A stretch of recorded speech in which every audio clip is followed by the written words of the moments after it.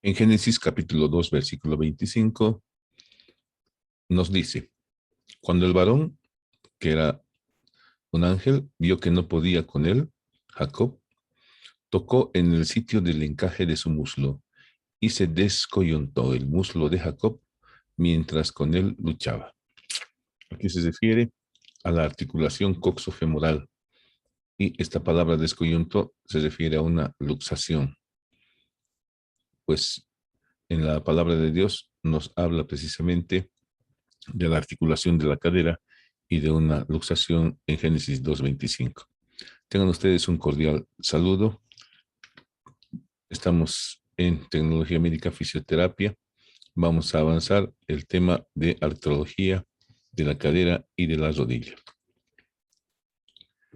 Las articulaciones del miembro pélvico tienen la función de soportar todo el peso corporal, mantener el equilibrio y fundamentalmente en la locomoción.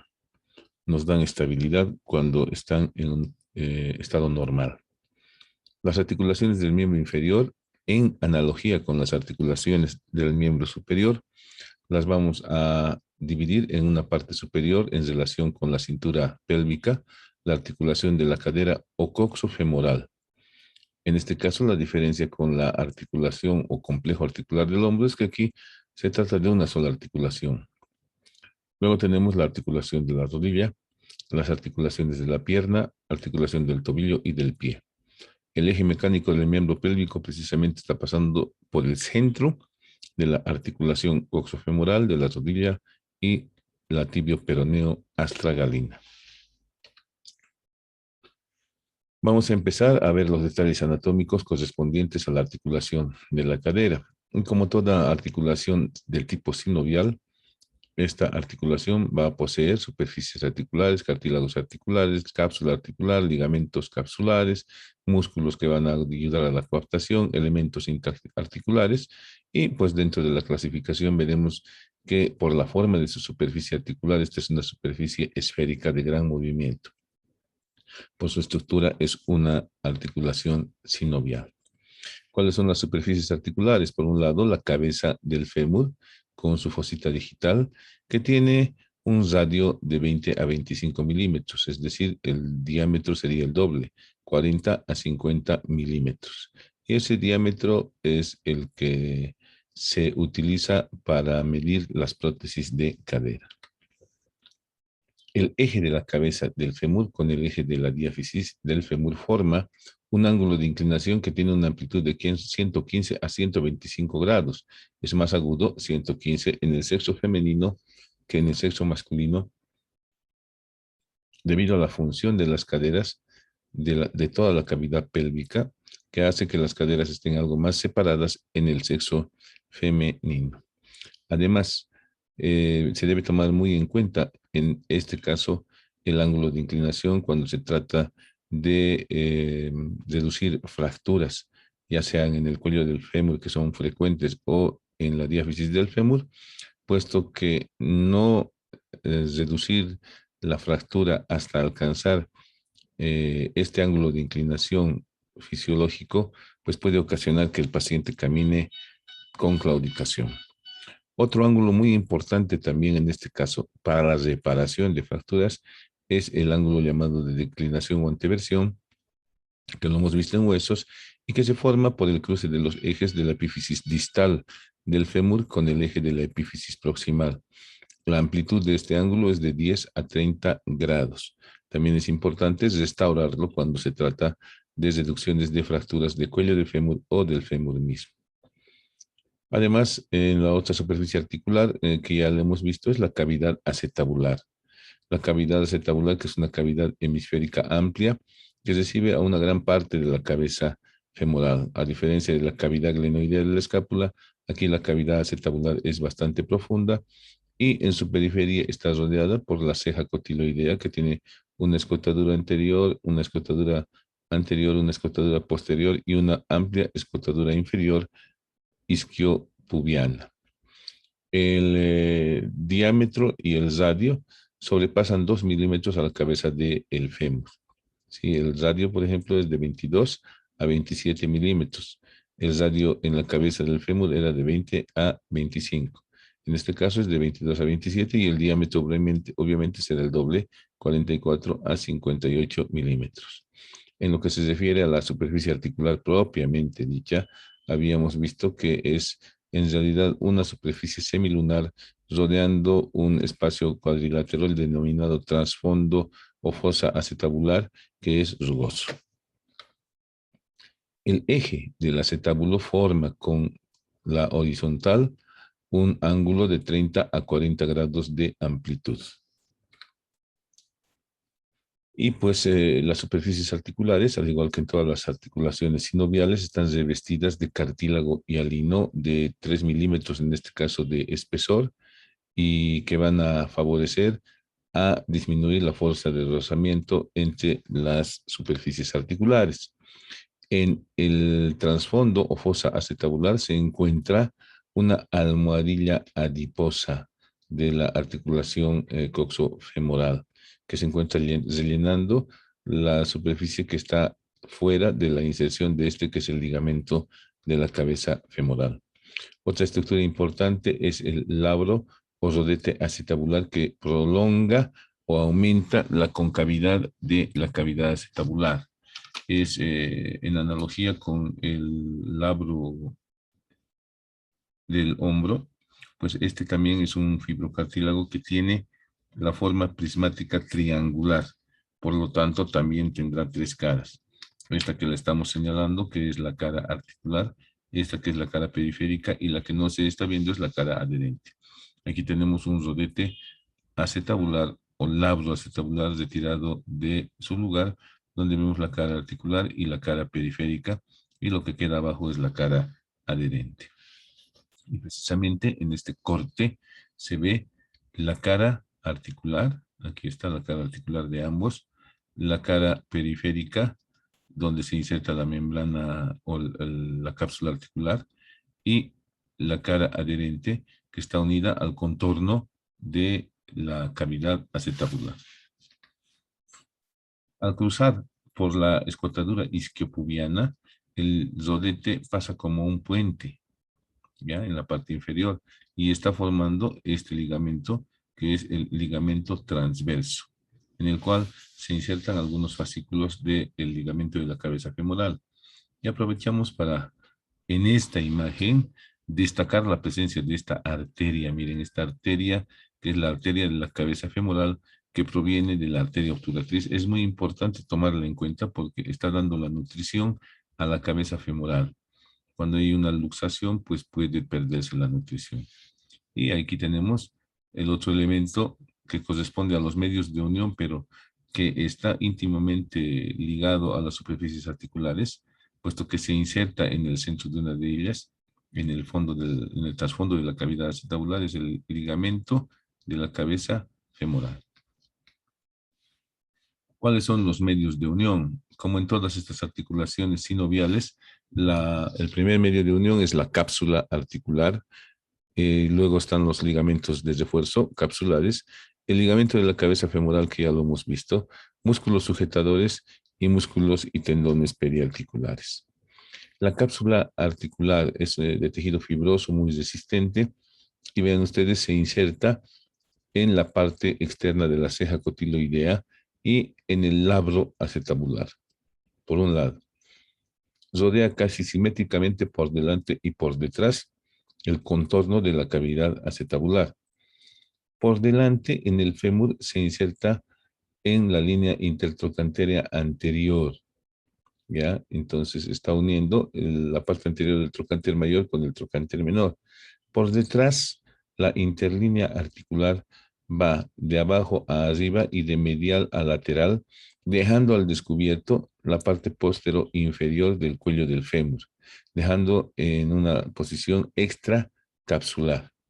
Importante, puesto que, como en algún momento les había mencionado, el tratamiento y el manejo de una fractura de hueso intracapsular es muy diferente al de la extracapsular.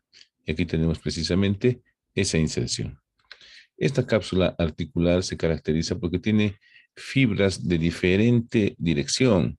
Tiene fibras longitudinales tiene fibras oblicuas, tiene fibras en forma de arco o arciformes, y al centro presenta unas fibras anulares que le van a dar en conjunto a la cápsula articular la forma de un reloj de arena, ¿sí?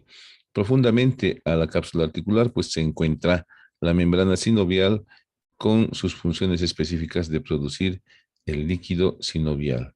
Y en la cara anterior de la cápsula articular vamos a ver engrosamientos capsulares que se encuentran reforzando esta cápsula.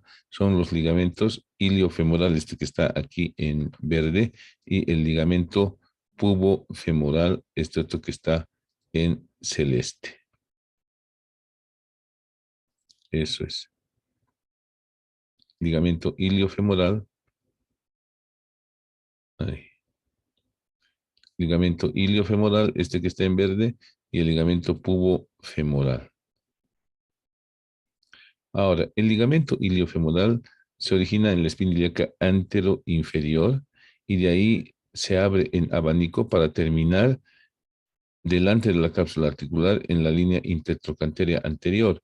Tiene un fascículo iliopletrocanteriano, ya que va a la parte superior del trocánter, y uno inferior que es el iliopletrocantiniano. Y el otro ligamento es el ligamento pubofemoral, que parte de la parte anterior de la ceja cotiloidea, se dirige su inserción hacia el pubis y de ahí se dirige hacia la línea intertrochanteria anterior y posterior en su parte inferior. Por detrás tenemos este que es el ligamento isquiofemoral, que parte de la región isquiática, ¿ya? Y termina en la parte superior de la línea intertrochanteria anterior. Como habíamos mencionado y ya lo hemos mostrado, el ligamento de la cabeza femoral también es un medio de sujeción. Se inserta en el fondo o trasfondo de la cavidad cotiloidea y termina en la cabeza del fémur, en la fosita del ligamento redondo.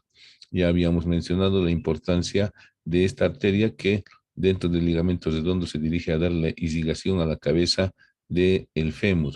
En caso de una luxación y una ruptura de esta arteria, pues la cabeza del fémur queda sin irrigación y puede llegar a necrosarse. ¿Cuáles son los músculos sujetadores de la articulación de la cadera? Pues aquí los tenemos: al glúteo mediano, al glúteo menor, al piriforme, al gemelo superior, al músculo obturador interno, al músculo gemelo inferior, el músculo cuadrado femoral, y sabemos bien que si cortamos el cuadrado femoral delante encontraremos al músculo obturador externo. Todos estos músculos que corresponden al plano medio y profundo de la región glútea son los que van a sujetar la cadera en su lugar. ¿Cuáles son los ejes de la articulación de la cadera? Al igual que en el hombro, tienen un eje vertical sobre el cual se realizan movimientos de rotación medial y de rotación lateral. Un eje transversal sobre el cual se realizan movimientos de flexión y extensión, y un eje anteroposterior sobre el cual se realizan movimientos de separación y aproximación, y un sinfín de ejes intermedios que permiten una amplia movilidad de esta articulación coxofemoral. Flexión. La flexión tiene una amplitud de 90 grados cuando la realizamos de manera activa y la rodilla está extendida. Un ejemplo de este movimiento pues lo tenemos en los cadetes, que marcialmente hacen su paso de parada con flexión de la cadera hasta los 90 grados, que es lo máximo de flexión activa. Pero si nosotros flexionamos la rodilla, la flexión activa aumenta en su amplitud hasta llegar a 120 grados de amplitud, la flexión activa de la cadera con la rodilla flexionada. Entonces, la flexión o la extensión de la rodilla pues pueden determinar un aumento o disminución de la amplitud de los movimientos de la cadera. En este caso, la flexión colabora a que haya una mayor amplitud. La flexión pasiva de la articulación de la cadera o coxofemoral con la rodilla extendida llega a 120 grados. Y la flexión pasiva con la rodilla flexionada llega hasta 140 grados o más inclusive, ¿no?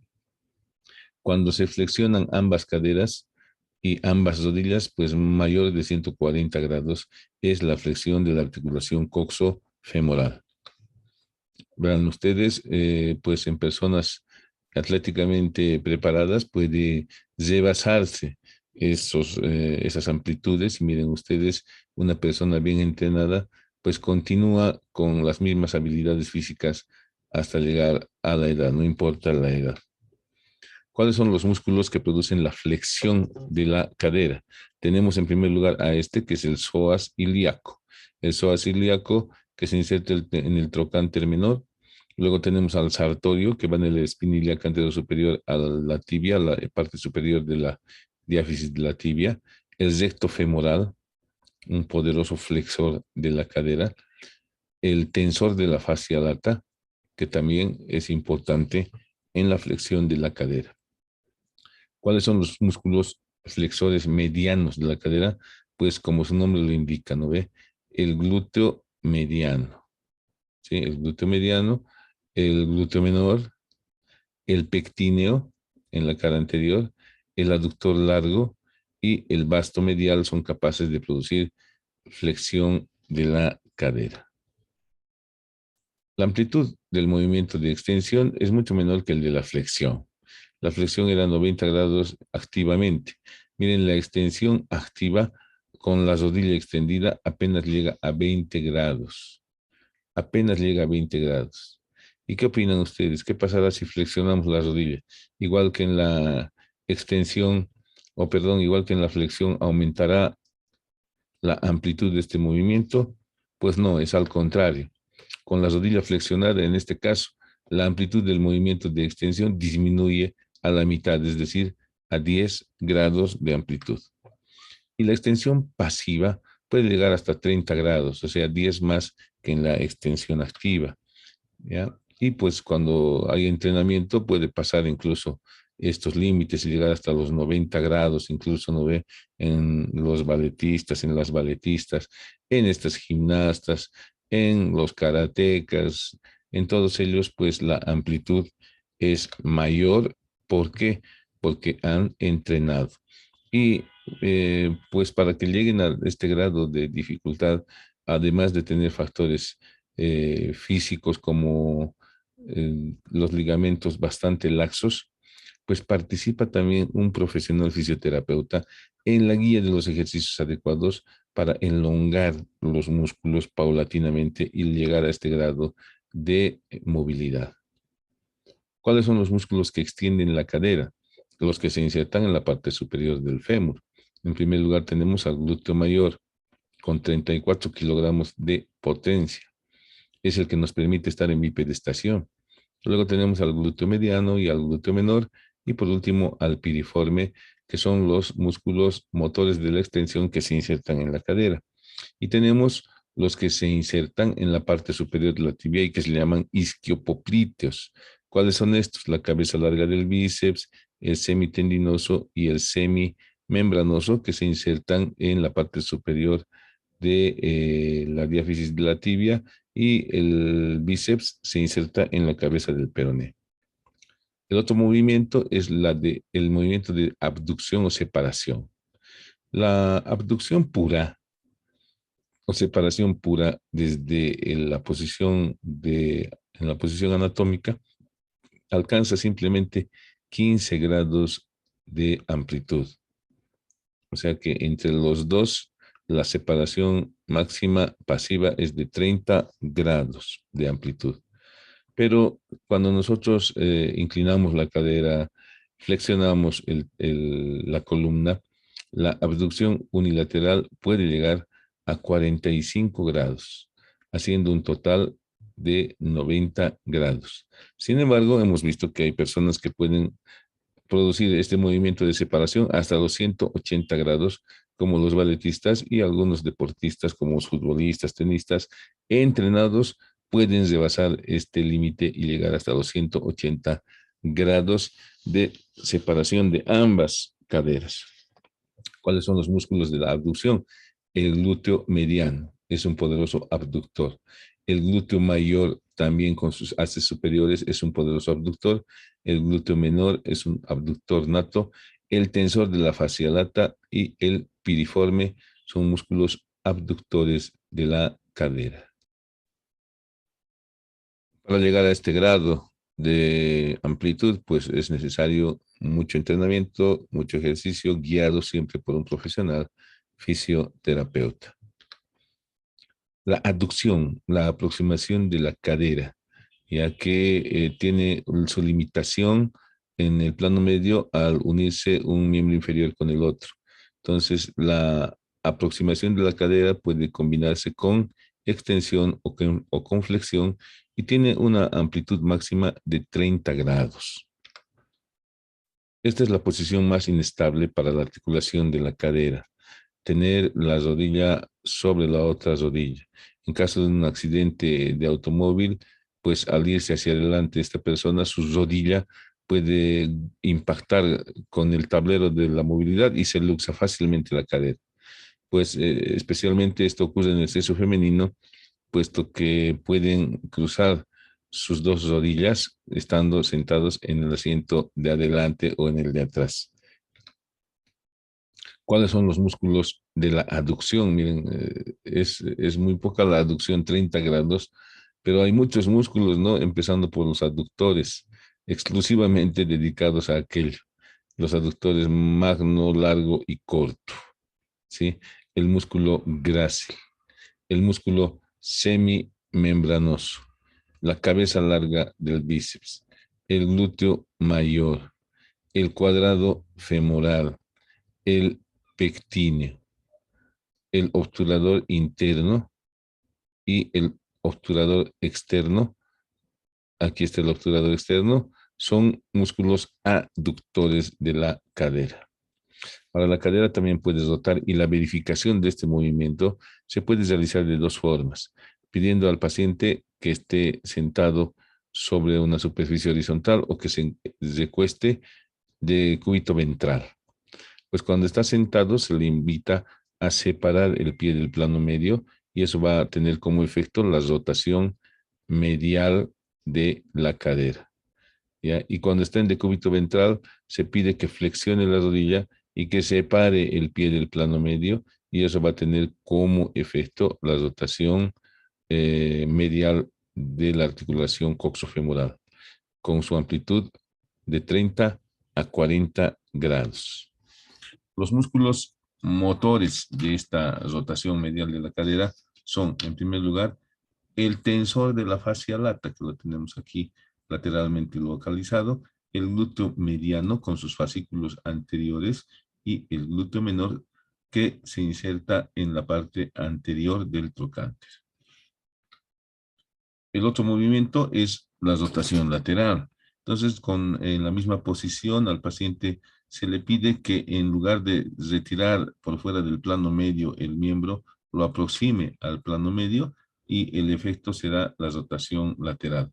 Lo propio en la posición de cúbito ventral, se pide que aproxime al plano medio y el efecto será rotación lateral de la cadera, ¿sí? Entonces, la rotación lateral es más amplia, tiene una amplitud de 60 a 90, casi el doble de la rotación medial. ¿Cuáles son los músculos rotadores laterales? Pues el piriforme, aquí lo tenemos, o piramidal, el gemelo superior, el obturador interno, el gemelo inferior, el obturador externo y el cuadrado femoral accesoriamente. Pero los músculos glúteos profundos son rotadores laterales. Es el grupo de rotadores laterales. ¿Cuáles son accesorios? El cuadrado femoral, por delante el pectíneo, el aductor magno, el glúteo mayor, mediano y menor, son rotadores laterales accesorios. Y pues todos estos movimientos al combinarse van a hacer un movimiento denominado circunducción, por el cual pues con la punta del pie se traza un cono en el aire cuyo vértice sería la articulación coxofemoral. Pues en la articulación coxofemoral puede haber procesos de degeneración, artrosis, y cuando hay artrosis o fractura del cuello del fémur o pérdida de irrigación de la cabeza del fémur, pues la solución es la prótesis de cadera. En este caso, una prótesis total, pasada la cual, pasada el procedimiento quirúrgico, pues entra el papel protagónico del fisioterapeuta para recuperar a estos pacientes y hacer que los músculos también recuperen su fuerza después de la cirugía. Aquí tenemos pues una radiografía que corresponde a un paciente con prótesis bilateral de cadera, un reto para el trabajo del fisioterapeuta.